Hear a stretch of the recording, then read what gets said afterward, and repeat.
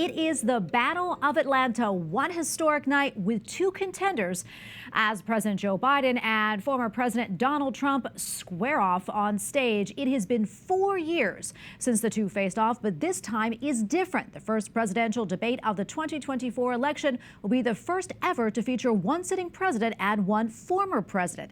And it's also the earliest general election debate ever. The stakes could not be higher for either candidate, and the voting public knows it. According to an AP New York poll, roughly half of Democrats and Republicans say the debate is extremely or very important for the success of the candidate of their party's presidential campaign. 57% of the public say they are extremely or very likely to tune into at least some of the debate or the follow-up commentary about it. Just 37% of adults say they are highly likely to listen or to watch the live debate. All right, we go now to Philip Crowther, international affiliate reporter with the Associated Press. He is in Atlanta at the so-called spin room, which is just across the way from the debate stage. Phil, always good to be with you. So how are things shaping up down there for tonight's debate?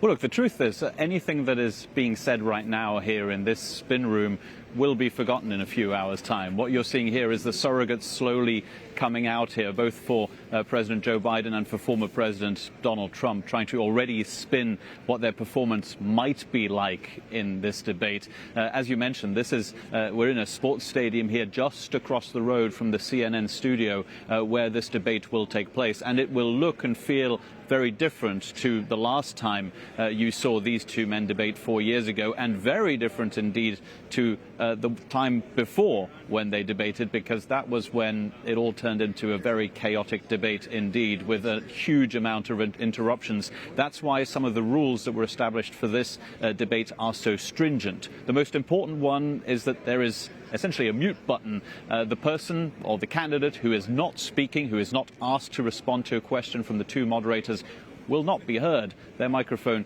will be muted while the other one is talking. Also, there won't be a live TV audience, maybe to make for a less raucous occasion, if you will. These were all demands, by the way, put in by the Biden campaign, and these were demands that the Trump campaign then did agree to. So no reason for anybody to complain, really, when it comes to the rules. It's going to be exactly 90 minutes long, 2 commercial breaks, during which, by the way, the two candidates are not allowed to have any kind of conversations with political advisors that might be traveling with them here to Atlanta. Well, Philip, can you compare and contrast the way in which each of the candidates prepared for tonight?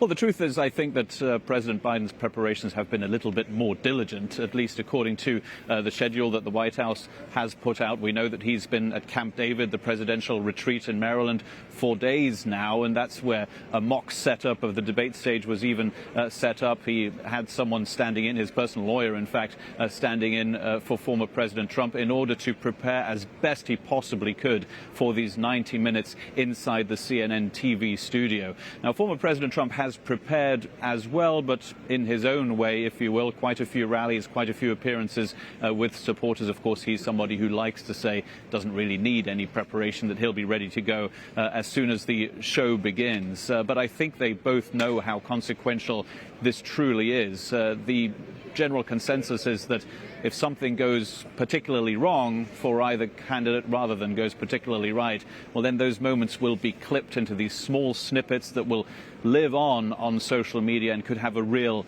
impact on who people might vote for in November. Now, there aren't many undecided voters out there, but there are those who don't like either candidate, and they might very well be looking in tonight and trying to find out who they maybe dislike the least. Yeah, and we will be tuning in as well. Phil, thank you so much. Always appreciate it.